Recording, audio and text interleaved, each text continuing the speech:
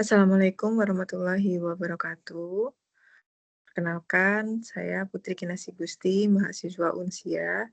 Saya akan mempresentasikan hasil analisis saya pada mata kuliah Sistem Pengendalian Manajemen. Di sini saya mengambil topik yaitu analisis perubahan 7 BUMN, pembubaran 7 BUMN di Indonesia. Ini merupakan salah satu topik yang terjadi pada akhir tahun 2023.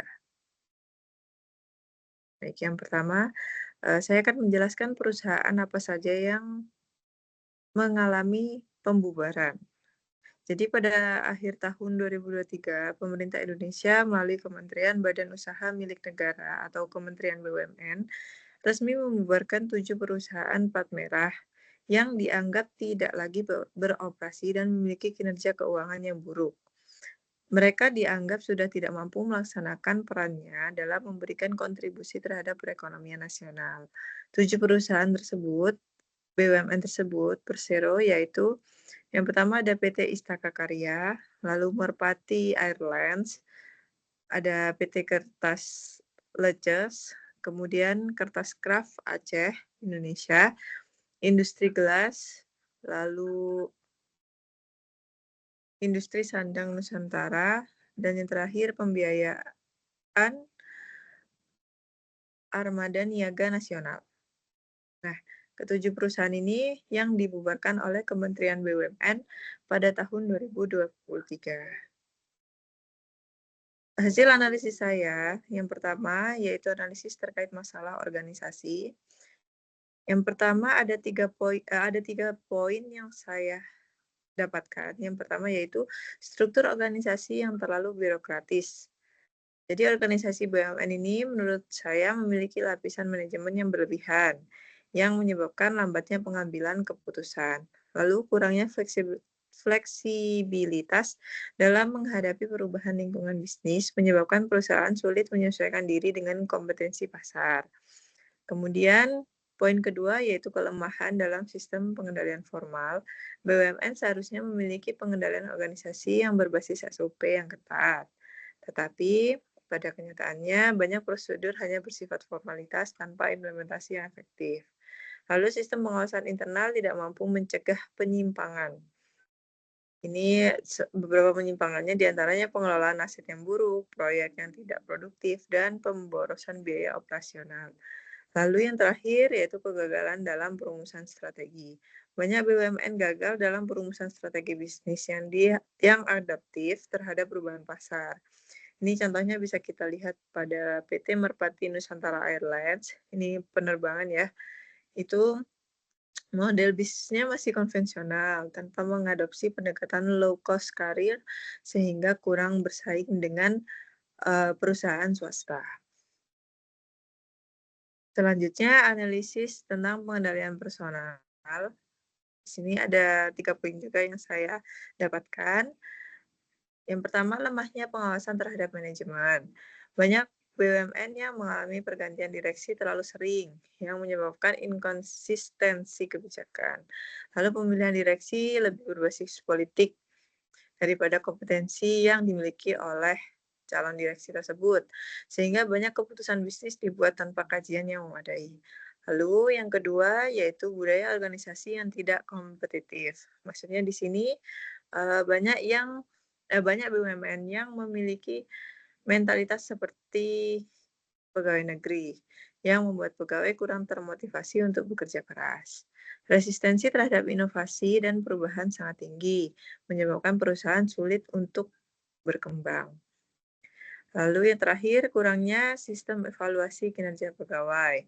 Tidak ada mekanisme pengukuran kinerja yang jelas, sehingga banyak pegawai yang tetap mendapatkan gaji dan tunjangan tinggi meskipun perusahaannya sedang merugi.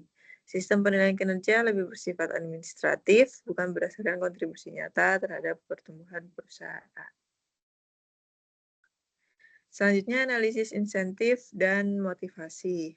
Nah, ini pemberian insentif tidak berbasis kinerja.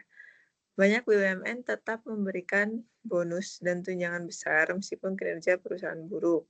Insentif lebih berbasis pada lama bekerja atau senioritas daripada pencapaian kinerja individu atau tim.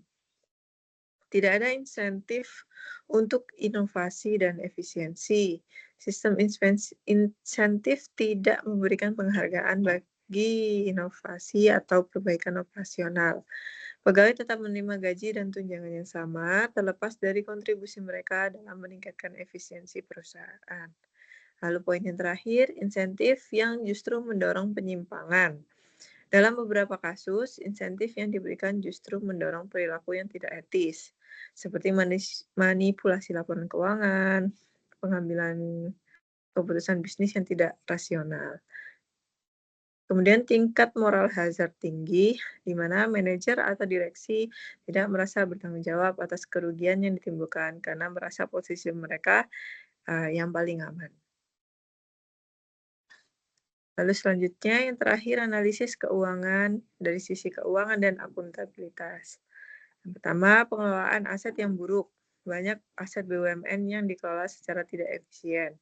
Bahkan banyak yang terbengkalai dan tidak menghasilkan revenue. Ini contoh yang terjadi pada kertas leces yang mengalami kesulitan karena ketergantungan pada fasilitas produksi yang usang dan tidak diperbarui sesuai perkembangan industri. Poin kedua, beban utang yang tidak terkendali. Beberapa BUMN seperti PT Istaka Karya memiliki utang besar yang akhirnya tidak bisa dibayar, sehingga menyebabkan perusahaan tersebut bangkrut. PT Merpati juga memiliki utang 10,9 triliun yang menandakan kegagalan dalam pengendalian keuangan dan strategi bisnis. Poin yang ketiga, kurangnya transparansi dan akuntabilitas. Banyak BUMN tidak memiliki laporan keuangan yang transparan dan sering mengalami indikasi manipulasi keuangan. Sistem audit internal seringkali tidak berjalan optimal, menyebabkan indikasi korupsi dan penyalahgunaan dana. Beberapa rekomendasi perbaikan dari saya berdasarkan materi yang telah diberikan, yaitu yang pertama, reformasi struktur organisasi. Nah, ini mengurangi birokrasi dan pastikan setiap unit memiliki peran yang jelas. Kedua, dari peningkatan kualitas SDM, ini rekrut berdasarkan kompetensi dan lakukan pelatihan berkelanjutan. Kemudian yang ketiga, sistem insentif berbasis kinerja. Hubungkan kompensasi dengan pencapaian target bisnis. Yang terakhir, penguatan sistem audit dan akuntabilitas. Tingkatkan transparansi keuangan dan penegakan hukum dalam kasus penyimpangan.